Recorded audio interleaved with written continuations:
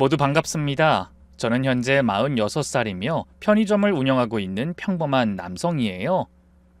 지금으로부터 정확히 3년 전에 이혼을 했지만 말이죠. 더구나 그 이혼 과정 자체가 정말 지저분하기 짝이 없었고요. 한때 처복 하나는 타고난 놈, 결혼 잘한 친구라는 소리를 귀에 못이 박히게 들었던 저였기에 제가 원인을 제공했다고 생각하는 사람이 아직까지 있는 게 억울해서 이렇게 글을 쓰게 되었습니다. 최대한 객관적으로 정확하게 적을 테니 꼭 끝까지 들어주셨으면 좋겠네요.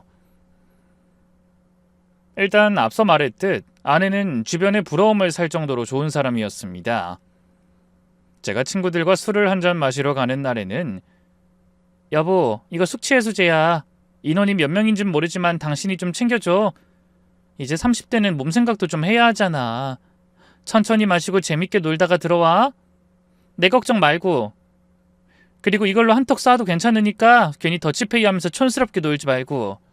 라며 자신의 카드를 선뜻 내어줬어요. 또 제가 어머니를 만나러 가는 날에도 어머님 요즘에도 가스 아깝다고 보일러 잘 안 트시지? 그래서 내가 온수매트로 샀어. 이게 요즘에 그렇게 좋다고 하네? 전자파도 걱정이 좀 덜어질 거고 절전형이라서 전기도 많이 안 먹어. 그러니까 전달하면서 그런 부분 꼭 말씀드리고 다음 주에 따로 내려간다고 전해줘? 하고 제 손에 이것저것 들려주기까지 하는 사람이었죠. 당연히 이런 아내를 누구나 좋아했습니다. 특히나 용돈 조금씩 받으면서 어렵게 결혼 생활을 유지하는 친구들이 그렇게나 부러워했죠. 쇼핑몰 대표라는 직함에 능력만큼 큰 씀씀이에 높은 이해심까지 고려하면 저 역시도 복받았다고 생각할 정도였으니까요. 야, 이 새끼 오빠, 너 이거 명품 아니야? 이 시계도 명품이네? 그 집사람이 사줬지 뭐. 야, 너는 결혼해서 진짜 용된 거 알지? 솔직히 너 20대보다 지금이 더 나아. 역시 쇼핑몰 대표 마누라를 얻어서 그런가? 하고 다니는 스타일까지 진짜 대박이다, 대박. 누가 지금 널 유부남의 애까지 있다고 믿겠어? 혹시 요즘 운동도 하냐? 몸도 엄청 좋아졌네? 그런가? 난 잘 모르겠는데. 이게 가진 자의 여유구나? 나는 명품 사주는 입장인데 넌 받는 입장이라는 게 너무 배 아프고 억울해. 난 진짜 요즘 동창들 중에 태준이 네가 제일 부럽다. 사업 성공? 좋은 일자리? 다 필요 없어. 마누라한테 인간 대접 받는 게 제일 최고야, 최고. 왜 그래? 너도 잘 살잖아. 부럽긴 뭐가 부럽다고. 있는 놈들이 더 한다더니 겸손도 지나치면 오만인 거 알지? 남자들도 명품 하나쯤은 있어야 한다며. 네 마누라가 네 손목에 명품 시계 감아줄 때 다른 남자들은 다 하는 일이라며 내 마누라 음식물 쓰레기 봉투 들려 밖으로 쫓아낸다. 네 마누라가 불쌍한 우리를 위해 한턱 쏘라며 카드 들려보낼 때 내 마누란 월급 통장을 통째로 뜯어간다고. 넌 전생에 나라를 구했어, 알아? 복받았다고 생각하면서 앞으로 더 잘해. 그런 여자 없다. 그땐 그냥 웃으면서 넘어가긴 했지만 제 입장에서는 마냥 좋지는 않았습니다. 실제로 저는 결혼 전보다 결혼 후에 살이 10kg이나 빠진 상태였고 몸도 좋아졌죠. 옷 입는 거 하나부터 머리 스타일까지 세련된 것은 덤이었고요. 하지만 그게 그냥 거저 얻은 게 아니라는 게 문제였던 겁니다. 사실 머리부터 발끝까지 아내가 만들어낸 거였거든요. 그때 동창회 모임을 나가는 날에도 마찬가지였습니다. 아내는 제가 입은 옷을 보며 인상을 썼죠. 나가는 건 좋은데 설마 그 꼴로 나가게? 거짓말이지? 아니 어차피 동창회인데 좀 편안하게 나가고 싶어서 그래. 다른 애들도 트레이닝복에 슬리퍼 질질 끌고 오는 애들도 있는데 이 정도면 괜찮지 않을까? 걔들은 걔들이고 제대로 입고 오는 사람도 있을 거 아니야. 그야 그렇긴 하지만 나 쇼핑몰 대표야, 대표. 당신이 그러고 나가면 내 욕 먹인다는 거 몰라? 명색이 쇼핑몰 대표 남편이 후질근하게 하고 다니면 사람들이 뭐라고 그러겠어? 뭘 뭐라고 해. 그냥 그러려니 하지 않을까? 솔직히 아무도 내 옷 신경도 안 써. 그건 당신 생각이고 난 아니거든? 제발 긴장 좀 하고 살아. 남자들은 진짜 웃겨. 결혼하면 모든 걸 다 놔버리는 이상한 습성이 있더라. 결혼 전까진 멀쩡했다가 갑자기 임산부처럼 배불러 오고 슬리퍼 질질 끌고 대충대충 더러운 몰골로 나다니기 시작하지. 그러면서 너 왜 이렇게 변했냐 물어보면 나이 들어 자연스러운 현상이라면서 핑계만 대고. 뭐 자연스러운 노화? 웃기는 소리 하지 마. 그냥 도태된 거고 포기한 거야. 아이, 뭘 또 그렇게까지 예민하게 받아들여. 좀 편안하게 입자는 건데. 그니까 난 그런 거 못 견딘다고. 결혼 생활에 가장 중요한 건 긴장이야. 난 당신이 끝까지 긴장했으면 좋겠고 자기 관리했으면 해. 내가 많은 걸 바라는 게 아니잖아. 튀어나온 배에 팬티바람으로 배나 벅벅 긁으면서 코딱지 파는 순간 난 무조건 이혼이야. 알지? 알았어. 옷 다시 입을게. 됐지? 머리도 다시 감고 다시 만지고 나가. 그 꼴로는 동창회고 뭐고 못 나가게 할 거니까. 결국 그날도 머리를 2번 감고 3번이나 옷을 갈아입은 후에 동창회에 나선 거였죠. 뿐만 아니라 저는 제대로 쉬어본 적도 없었습니다. 아침 일찍 운동도 가야 했고 식단까지 관리하며 몸을 만들어야 했으니까요. 그리고 그렇게까지 하는 이유는 딱 하나, 오로지 남에게 보여주기 위해서였습니다. 특히나 아내가 운영하는 쇼핑몰 사람들의 이목을 중요하게 생각했죠. 그래서 아내의 생일이나 결혼기념일이 다가오면 저는 머리 터지게 고민해야 했습니다. 바로 아내가 좋아하는 이벤트를 새롭게 구성해야 했기 때문이죠. 물론 따로 허락도 받아야 했고요. 당신은 생각이 그렇게 짧아? 풍선의 꽃? 그건 작년에 한 거잖아. 또 한다고? 왜 그렇게 식상해? 편의점 운영도 그런 식으로 대충 하니까 매출이 적게 나오는 거야. 여보, 나도 이게 최선이야. 뭐 소음을 일으킬 수도 없고 촛불은 꺼질 테고, 그렇다고 과하면 촌스럽고 싫다고 하니까 그래도 무난하게. 참 무난한 거 좋아하네. 난 싫다고! 난 특별한 게 좋다고 몇 번을 말해? 내가 골라준 옷 그거 입고 여기 수제로 케이크 만드는 곳 있으니까 가서 직접 만들어 와. 알았어? 케이크? 근데 나 편의점 일을 해야... 닫아! 그깟 편의점에서 몇 푼이나 번다고? 하루쯤엔 그냥 닫아도 되는 거 아니야? 그리고 케이크도 잘 만들지 마. 대충 어설프지만 정성 들여서 하라고. 누가 봐도 못하는 사람이 만든 것처럼. 선생님이 도와준다고 해도 확실히 거절하고. 알았니? 알았어. 알았다고 하면 되잖아. 근데 어젯밤에 뭐 먹고 잤어? 얼굴은 왜 그렇게 부었어? 냉찜질이라도 해. 그 꼴로 우리 회사 근처도 오지 말고. 붓기 가라앉으면 그때 와. 나 쪽팔리게 하지 말란 뜻이야. 알았어. 그럼 지금 딱 리허설 해보자. 당신은 케이크랑 꽃을 들고 갑자기 방문하는 거야. 알았지? 어색하게 티내지 말고 몰래 왔다는 걸 온몸으로 표현하라고. 아내의 철저한 지시 아래서 저는 이벤트를 했고, 그럼 아내는 어머, 어쩜 하면서 상상도 못했다는 듯 연기를 하곤 했죠. 그럴 때마다 내가 왜 이 짓을 하고 있지? 하는 생각이 들 때도 많았습니다. 확실히 아내는 너무 과했어요. 물론 결혼 전부터 그 사실을 몰랐던 것은 아니었죠. 우린 속도 위반 때문에 빨리 결혼을 결정하게 되었는데 아내는 그것조차 사람들에게 알리기 싫어 아이를 팔싹둥이라고 속이기까지 했거든요. 뿐만 아니라 결혼식도 성대하게 하길 원했고 신혼집도 신축 아파트를 고집했습니다. 이전부터 본인 이미지에만 집착하는 아내의 재정 상태도 그리 좋은 편은 아니었고 저 역시 당시 편의점 오픈을 한 지 얼마 되지 않을 때였는데도 말이죠. 현실적으로 불가능한 일을 무조건 강행하려고 한 아내와는 마찰이 있을 수밖에 없었어요. 실제로도 그때 결혼 전에 파혼할 위기가 몇 번이나 있었는데 그걸 저희 어머니가 대신해줬던 겁니다. 태준아, 다른 건 몰라도 집은 내가 해주마. 엄마, 신축이라 한두 푼 하는 것도 아닌데 그건 아니지. 그럼 정말 파혼이라도 하게? 뱃속에 아이는 책임을 져야지. 무엇보다 너 이제까지 나한테 돈 한 푼 안 받아갔어. 대학도 지금 편의점도 다 너 혼자 노력해서 이뤘고. 그리고 애초에 돈 벌어서 어디에 쓰게? 무덤에 들어갈 때 지고 갈까? 이 정도는 자식을 위해 엄마가 충분히 해줄 수 있어. 이럴 땐 눈 딱 감고 받으면 되는 거야. 그래도 엄마가 그 돈을 어떻게 모았는데 식당에서 장사하면서 모은 그 돈을. 이럴 때 엄마 노릇하는 거지. 요즘 애들이 어디 부모 도움 없이 집 사는 게 쉽니? 예전에 허리띠 졸라매고 평범하게 일만 해도 집 한 채 마련하는 거 안 힘들었어.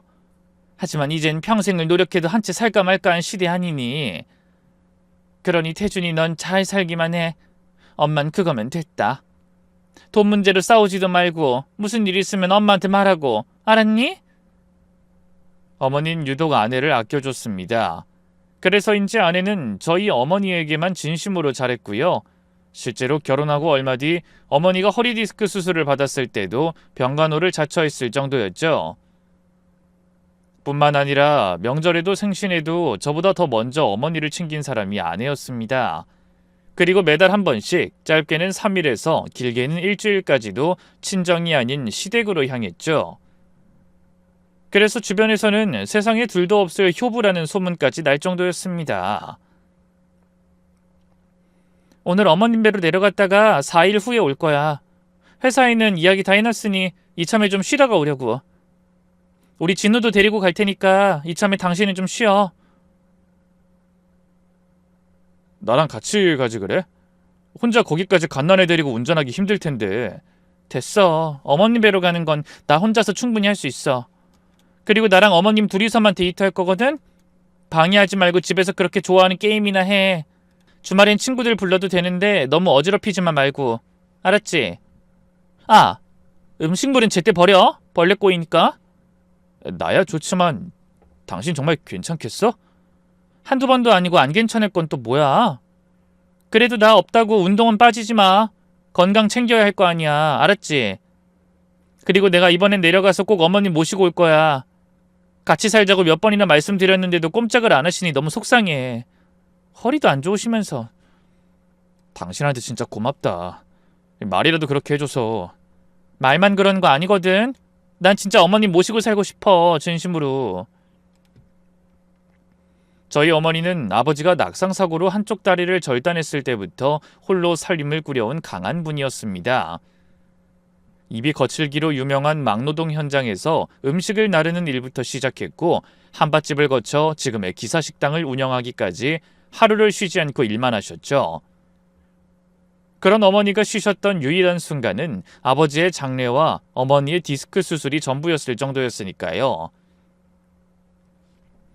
어머니가 고생하셨다는 것도 알고 그게 저를 위해서라는 것도 잘 알고 있었습니다. 하지만 마음과 달리 저는 어머니와 그리 가깝게 지내진 못했어요. 어머니가 일에 매달리셨던 만큼 저는 아버지와 더 가까웠고, 장례를 치른 뒤 바로 일을 하시던 어머니에게 큰 실망도 했었죠. 그러다 보니 머리가 크면서 점점 멀어지게 되었는데, 결혼하면서 급격하게 가까워질 수 있었던 겁니다. 그게 모두 아내 덕분이었기에 저는 아내가 강요하는 것들을 군말 없이 했던 거죠. 하지만 날이 갈수록 아내가 요구하는 것은 점점 많아지기 시작했습니다. 여보, 근데 말이야. 편의점 그거 말고 다른 일은 해볼 생각 없어? 갑자기? 무슨 일 말하는 거야? 뭐 사업 같은 거 말이야. 명함도 직함도 있는 그런 일.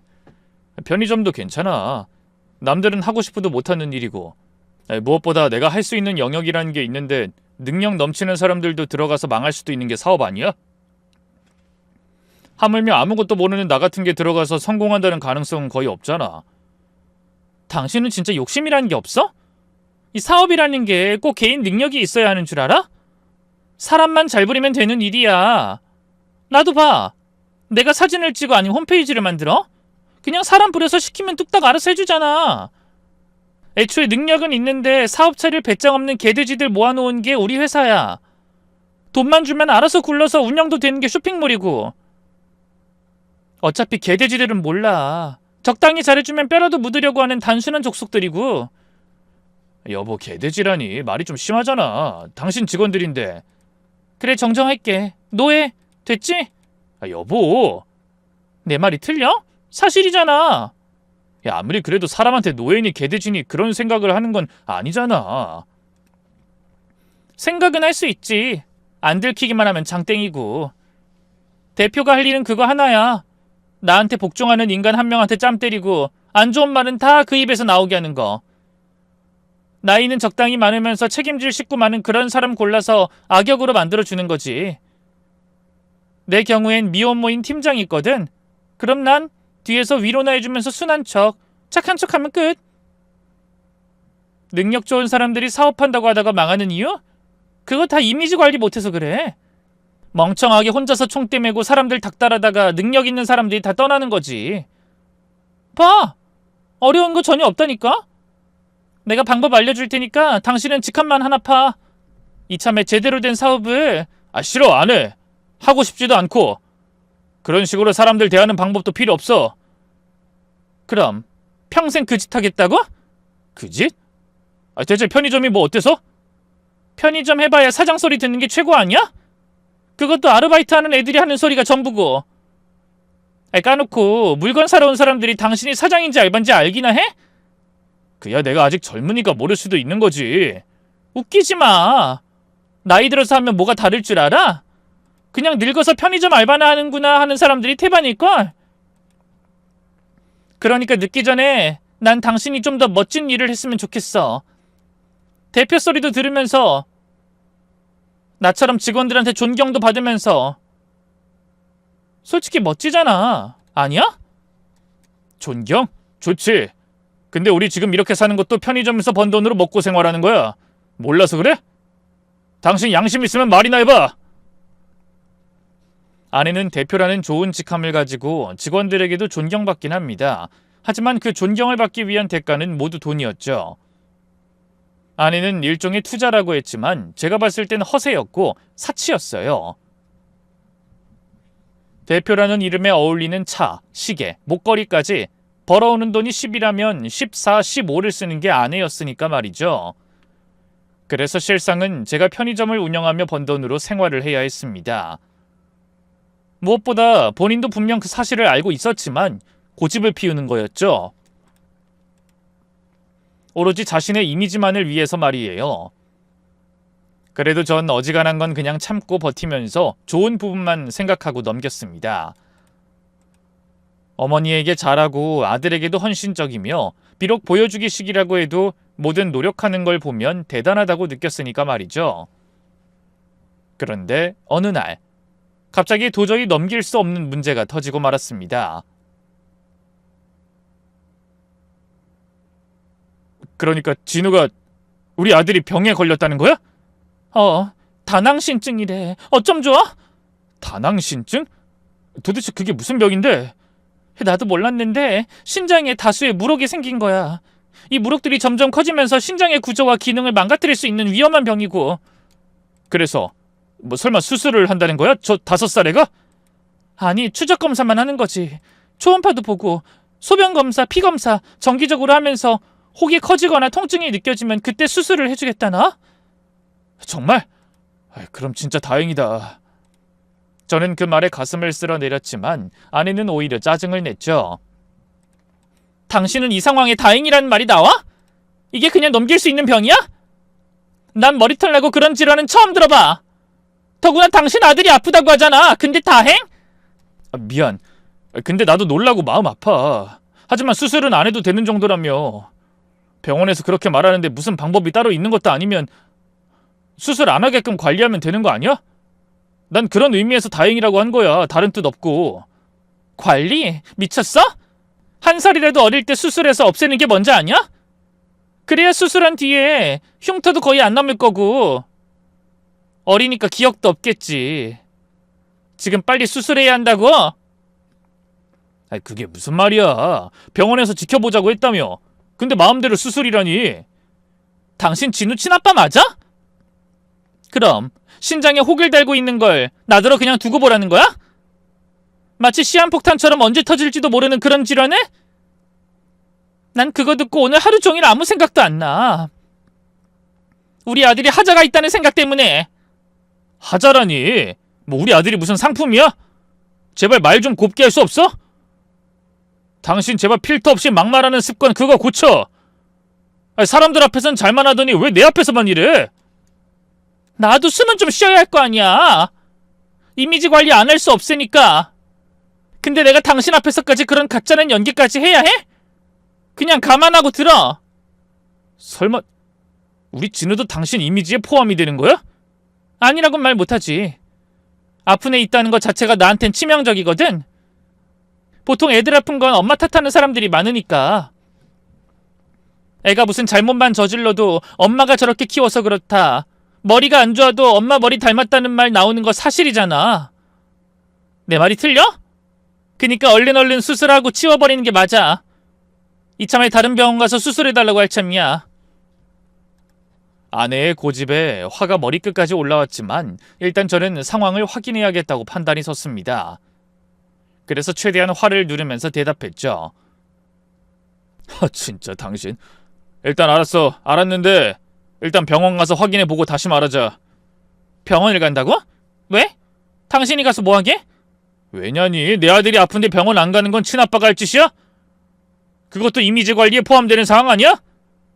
모르는 척하면 난리를 칠 거면서 간다는 사람한테 왜 그래? 아니, 그냥 나 혼자 가도 충분해. 당신은 안 와도 된다고. 와봤자 수술 안 할 이유나 찾으면서 괜히 내 일만 방해할 게 뻔하잖아. 그러니까 그냥 오지 말고 잘난 편의점이나 봐. 희한하게 아내는 제가 병원에 가려는 건 극구꺼려 했고 일부러 제가 편의점에서 일하는 시간만 골라 병원을 다니곤 했죠. 그건 평소의 아내와는 너무나 달랐습니다. 아이가 태어나기 전부터 출산 요가부터 시작해 자잘한 병원 검사까지도 저를 데리고 가지 않는 날이 없었으니까요. 해서 더 오기가 생겼고 하루는 나를 잡아 일부러 그 뒤를 밟아 처음으로 아내와 함께 의사를 만나게 되었습니다. 그리고 그 질환에 대해서 상세히 듣게 됐죠. 되게 40, 50대에 신장 기능이 떨어지기 시작하는데 이 아이는 아주 초기에 발견된 거예요. 아직까지 수술을 할 단계는 아니고 지금부터 꾸준히 관리하면 훨씬 나아질 수 있어요. 오히려 조기에 알았다는 게 큰 행운이고요. 오신 김에 아버님도 검사를 진행해 보시죠. 의사의 말에 저는 고개를 갸웃했지만 아내는 질색을 했습니다. 아니요, 이상 없어요. 검사는 그냥 안 하는 게 좋을 것 같아요. 이전에 다른 병원에서 검사를 하셨나요? 네, 했죠. 저는 아내의 알 수 없는 말에 의사에게 물었죠. 저희가 왜 검사를 하는 건지 혹시 무슨 이유가 있나요? 이식 이런 것 때문에요? 그런 게 아니라 다낭신증이라는 질환은 유전이거든요. 부모님 중 한 분이 가지고 있을 가능성이 높아요. 큰 증상이 없어서 평생 모르고 사시는 경우도 있어서 이렇게 발견이 되면 대부분 부모님들도 검사를 진행해 확인하는 거죠. 하시겠어요? 네, 저 받을게요. 저는 검사를 진행하기로 예약을 해놓고 아내에게 이 부분을 따져 물었습니다. 도대체 유전병이라는 건 왜 말 안 했어? 더구나 검사를 진행했다고 그냥 넘기려고 한 이유는 또 뭐고? 진짜 유전이면 미리 알아볼 생각을 했어야지. 어차피 우리 애야. 당신 아닌 나. 둘 중 한 명 때문에 애가 아픈 거고. 그 책임을 꼭 물어야 할 필요가 있나 싶어서 안 했고. 무엇보다 완전히 거짓말은 아니야. 난 검사 진행했으니까. 그럼 당신 아니겠어? 그래서 당신 보호해주려고 말 안 한 건데 그걸로 따지는 거야? 알았어. 그래도 나도 질환을 가지고 있으면 검사해보라는 게 맞지 않아? 책임의 문제가 아니라 내 건강이 달린 건데 그냥 넘어가려고 한 건 당신 잘못이라고 봐. 마음대로 해. 알았어. 다 내 탓이다. 됐지? 근데 당신도 그러는 거 아니야. 애가 아픈데 본인 몸부터 챙기는 꼴 보니까 오만정이 다 떨어지거든? 검사해. 100번 해. 됐니? 이전부터 제 건강에 병적으로 집착했던 아내였는데 그때의 태도는 뭔가 이상하더군요. 아이가 아파서 예민해졌다고 넘어가긴 했지만 말이죠. 이윽고 검사 결과가 나왔는데 딱히 큰 이상은 없었습니다. 혈액검사, 소변검사, 그리고 신장 초음파까지 꼼꼼하게 봤는데도 저는 정상이었어요. 그래서 저는 아내에게 이참에 유전자 검사를 해보자고 제의를 했죠. 그 병원에서도 그러더라고. DNA를 추출해서 PKD1과 PKD2 유전자의 돌연변이가 있는지 분석해야 정확하게 알 수 있다고. 그래서 내가 검사를 해보면 어떨까? 뭐? 유전자 검사? 진짜 당신은 원인을 꼭 그렇게 밝혀야 속이 후련해? 그게 무슨 말이야. 그렇잖아. 지금 우리 둘 중에 누가 유전병을 가진 사람인지가 중요한 것 같은데 솔직히 우리 진우가 아프다는 게 중요해야 맞지? 그리고 초음파상에 아무런 문제가 없다는데 왜 그렇게 유난을 떨어? 지금 당신 하는 짓이 잘잘못 따져서 꼭 싸우고 싶어서 그러는 것 같아. 잘잘못 따지자는 게 아니라 혹여나 당신이면 나중에 아프기 전에 미리 예방도 하자는 거잖아. 나이 들어서 나타날 확률도 높다고 하니까 난 오로지 걱정이 돼서 그렇지. 걱정되면 입 다물고 가만히 있어. 그래야 반이라도 가는 거야. 긁어부스럼 만들지 말라고. 당신이 유전자 검사 안 해도 어디서 온 건지 충분히 짐작되니까. 뭐? 그건 또 무슨 말인데? 무슨 짐작? 어머님 신랑종 있잖아. 이름도 비슷한 게 분명 어머님한테서 당신한테로 유전됐고 그게 우리 아이한테까지 온 게 뻔하지. 야, 그거랑은 전혀 다른 질환이거든? 수술도 필요 없는 그냥 단순 신랑종이야. 다낭신증이랑은 애초에 결이 다른 질환이고. 내가 분명 그때 의사한테 들었어. 그걸 당신이 어떻게 알아? 관계가 있는지 없는지 어떻게 아냐고. 의사가 그랬다고. 엄마 신랑종일 때 내가 옆에 있었으니까 더 잘 알지. 편협하게 생각하지 마. 우리 결혼하기 전에는 무릎 수술하고 결혼하고 얼마 안 돼서 허리 수술하고 당뇨며 뭐며 없는 병을 찾기가 더 어려운 게 어머님 아니야? 까놓고 몸뚱이가 걸어다니는 종합병원 아니냐고. 그런 상황에 내 아들이 유전병에 걸렸어. 의사한테 물어보니까 부모 아니면 조부모도 충분히 가능성 있다고 그러던데. 억지 부리지 마. 그런 식으로 막말할 거면 진짜 유전자 검사하든가. 난 유전자 검사 안 해도 되거든? 초음파 이전에 벌써 난 해봤고 유전자 검사도 정상으로 나왔어. 증거도 있고. 무엇보다 우리 집엔 그런 더러운 유전병 따윈 없어.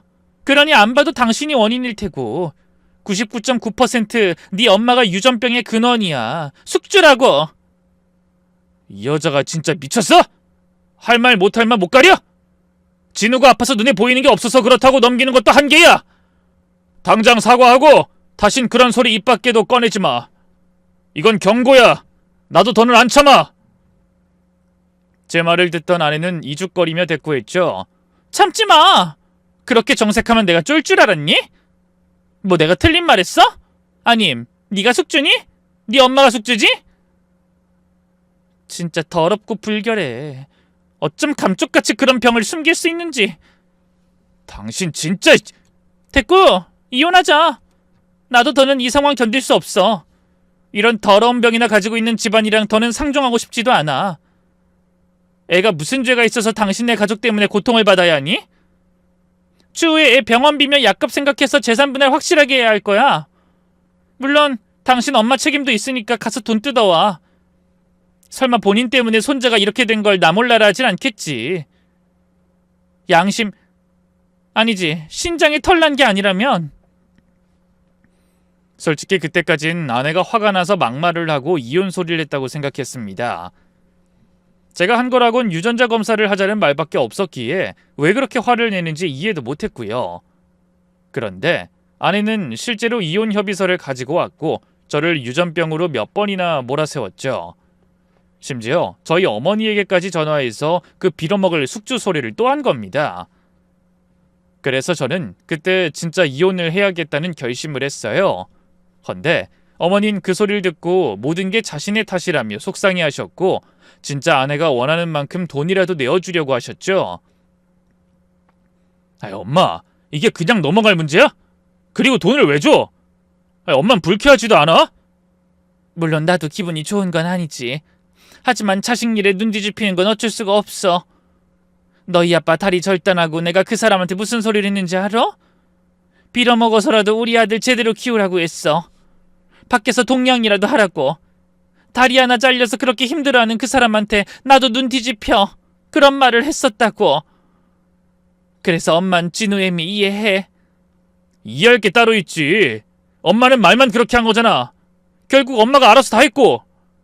걔도 말만 그렇게 한 걸 거야. 걔가 오죽 나나 너한테 잘했어? 너도 그러는 거 아니야. 너라도 중심을 제대로 잡아야 할 거 아니니. 태준아, 진우를 위해서라도 좀 참아, 응? 그때 어머니 말을 듣고 저는 마음을 고쳐먹었어요. 제가 너무 과민하게 받아들인 건 아닌지 반성도 많이 했죠. 그래도 일단 너무 억울한 부분이 있었기에 어머니와 함께 유전자 검사를 받았던 겁니다. 저는 몰라도 어머니에게만은 그놈의 숙주 소리를 듣게 하고 싶지 않았으니까요. 그런데 결과는 저나 어머니 모두가 정상으로 나왔다는 겁니다. 보통이라면 드디어 오해를 풀었으니 됐다 하고 기뻐했겠지만 저는 웃을 수가 없게 됐죠. 왜냐하면 의사 선생님이 아주 진지하게 이렇게 말했기 때문입니다. 이 아이에게 PKD1 유전자가 있었어요. 근데 두 분 다 그 유전자는 없었습니다. 근데 이건 말이 되지 않는 상황이거든요. 혹시 검사 오류라거나 그 조부모한테서 물려받을 수도 있다는 말도 있던데 그 아내 쪽에 문제가 있을 가능성도 있는 거 아닐까요? 아님 돌아가신 저희 아버지도 있고요. 있기야 하죠. 하지만 이 유전자는 한 세대만 건너뛰는 것이 거의 불가능한 우성 유전자입니다. 돌연변이를 가진 부모는 자녀에게 50% 확률로 물려주며 증상이 나타나는 거죠. 부모 검사에서 정상으로 나왔다면 조부모로부터 물려받았다는 건 불가능합니다. 하지만 그럼 설명이 되지가 않잖아요.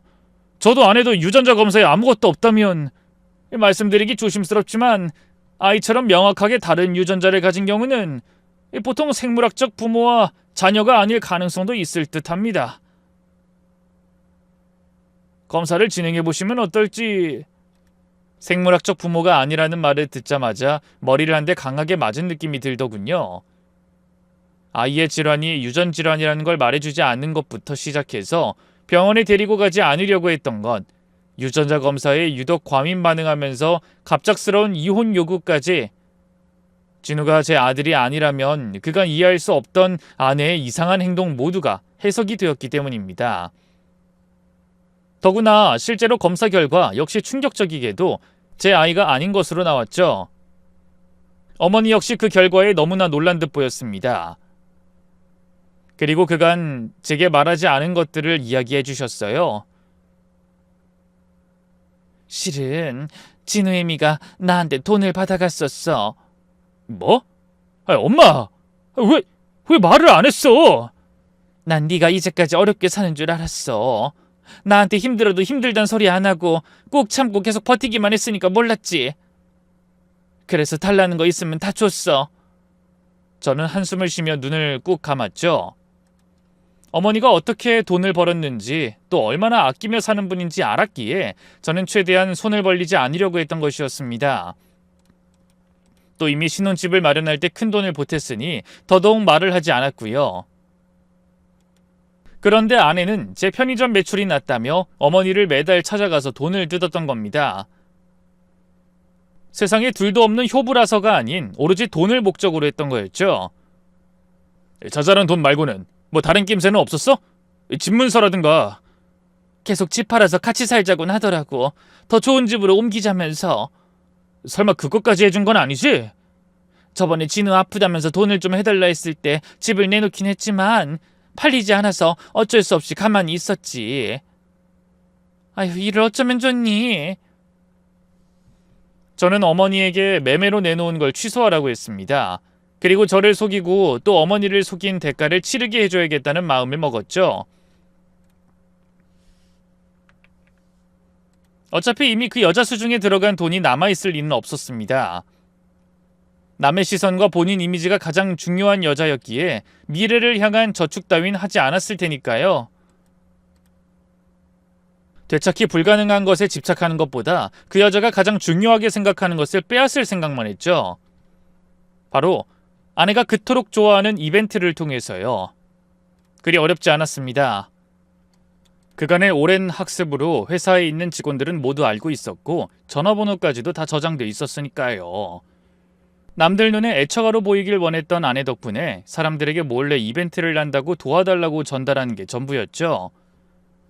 아내의 친구, 지인, 회사 식구들까지 모두 저희 집으로 초대했고 안방에 숨어 있어달라고 요청했습니다. 그리고 아내에게는 원하는 이혼 해주겠다며 미끼를 던졌죠. 아내는 기다렸다는 듯 아주 빠르게 집에 도착했고 제게 물었습니다.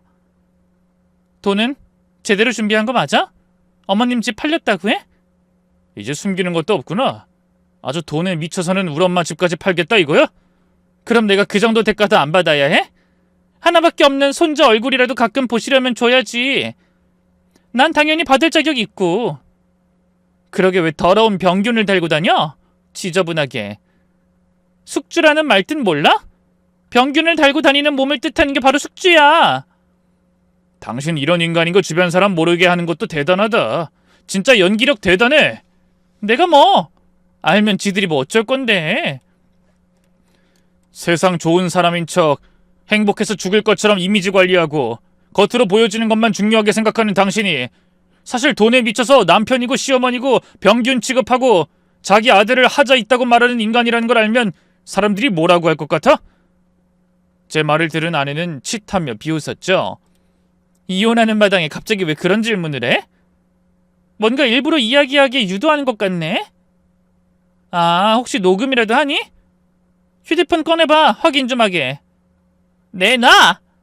아내는 제 휴대폰을 진짜로 빼앗았고 녹음을 하지 않는 걸 확인하더군요.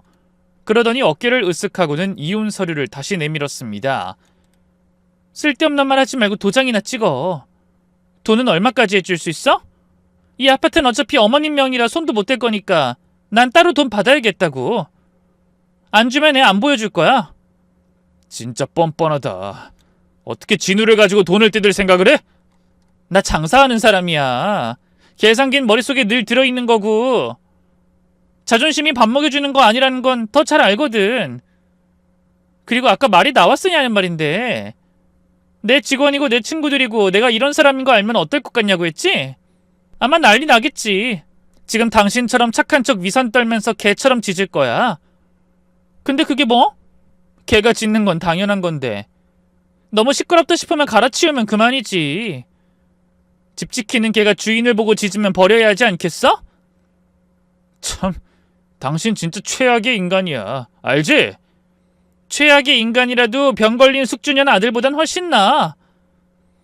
저는 더는 듣기가 거북해서 바로 유전자 검사 결과지를 아내의 얼굴에 던졌습니다.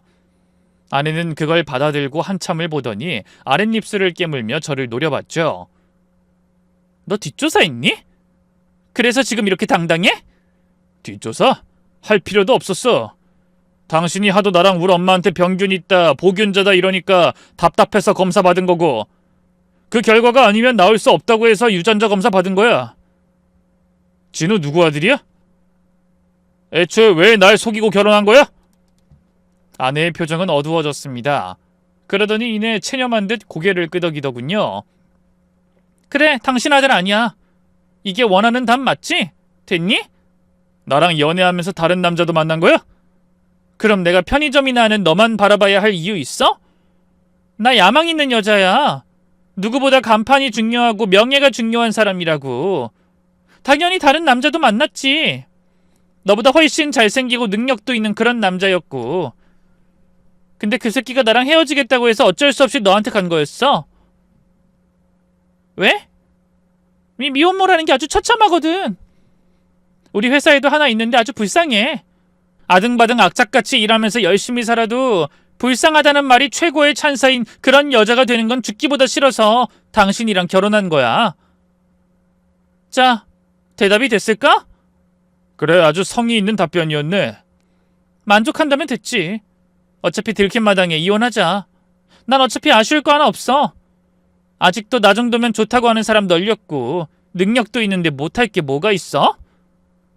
내가 이런 사실을 소문내면 어쩔 거야? 아내는 그 말에 배를 잡고 웃는 신용을 했죠. 진짜 웃긴다. 누가 당신 말을 믿어? 사람들은 전부 다 내 편이야. 눈물 좀 찍어주면서 힘들다고 하면 위로 못해서 안달인데 심지어 내가 회사 사정 말하면 다들 돈도 안 받고 일할 정도로 나에 대한 충성심은 대단하다고. 괜히 애쓰지 마. 당신은 나 절대 못 이겨. 알았니?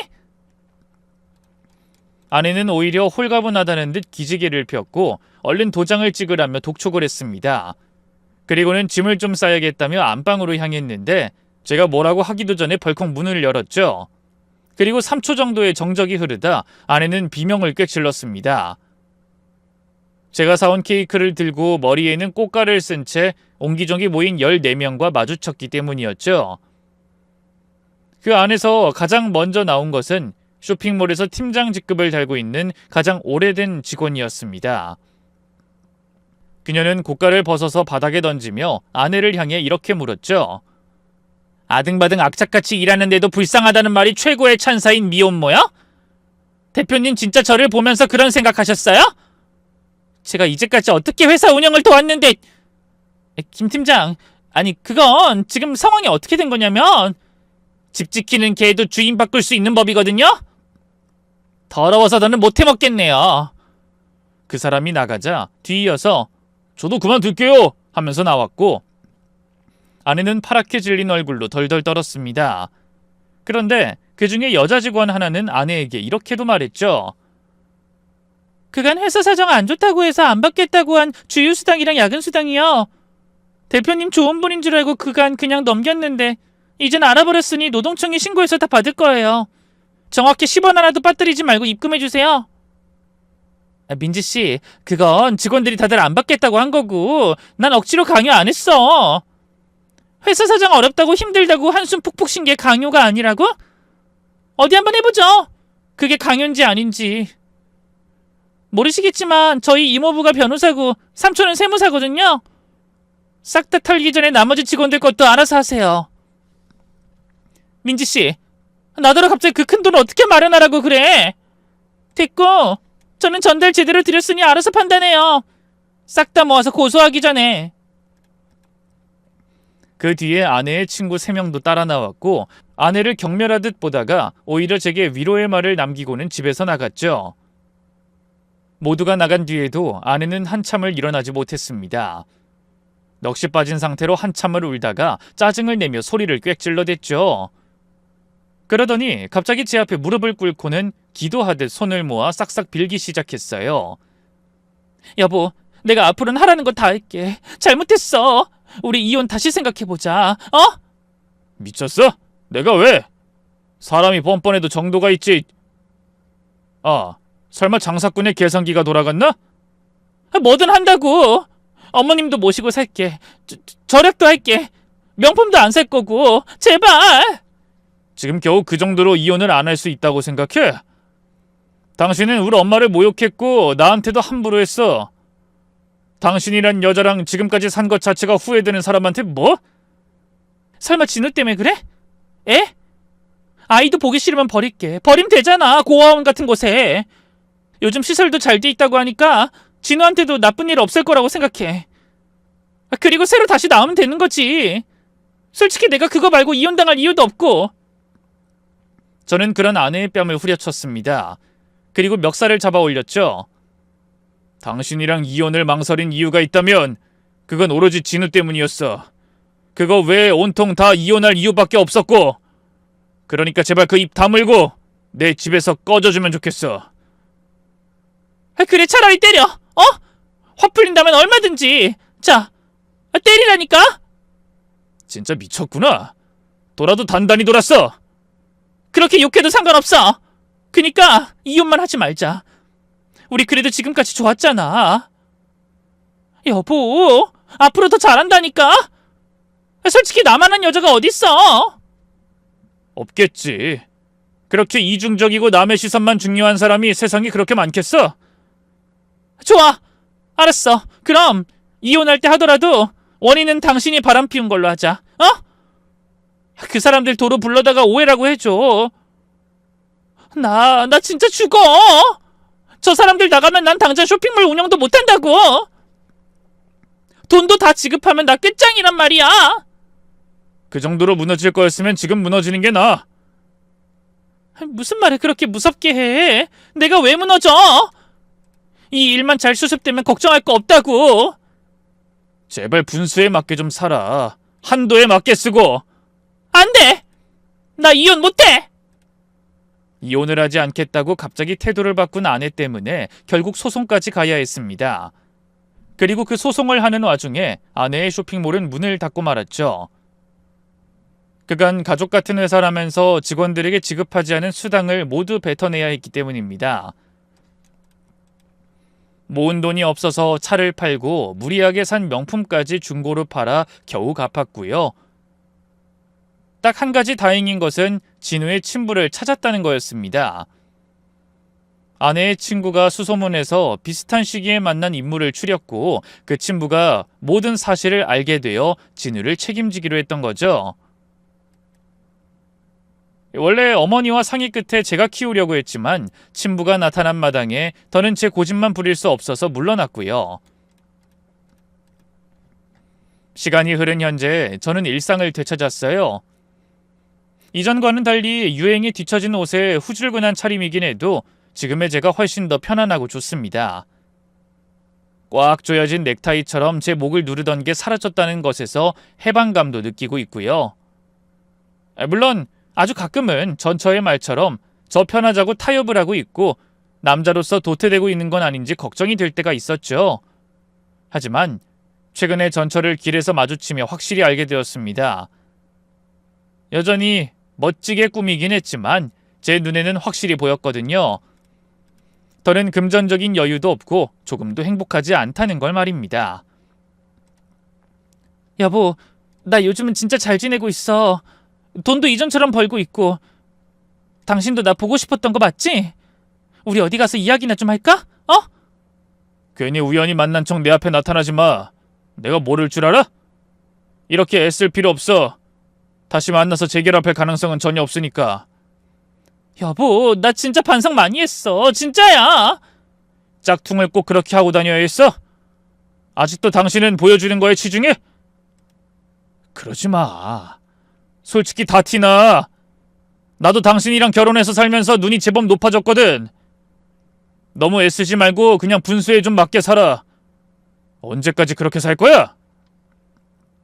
제 말에 아내는 거의 발작에 가깝게 소리를 지르며 길바닥에 앉아 울더군요. 그걸 보며 남들에게 보여주기 위한 삶은 결국 나만 아는 게 없다는 걸 다시 한번 깨달았죠. 진짜는 꾸미지 않아도 빛나고 가짜는 아무리 덧칠해도 언젠간 벗겨진다는 말이 있습니다. 이제 저는 꾸밈 없는 일상 속에서 저만의 자유로운 삶을 시작하려고 해요. 이번 주는 진우의 친부 허락 아래 진우를 보러 가는 날입니다. 참고로 지금까지 유전병은 큰 발현이 되지 않고 있어요. 우리 진우가 앞으로도 별탈 없이 건강하길 응원해 주시고 또 사연 들어주신 모든 분께 진짜를 마주할 용기와 평안이 함께하길 바랍니다. 모두들 너무 감사합니다.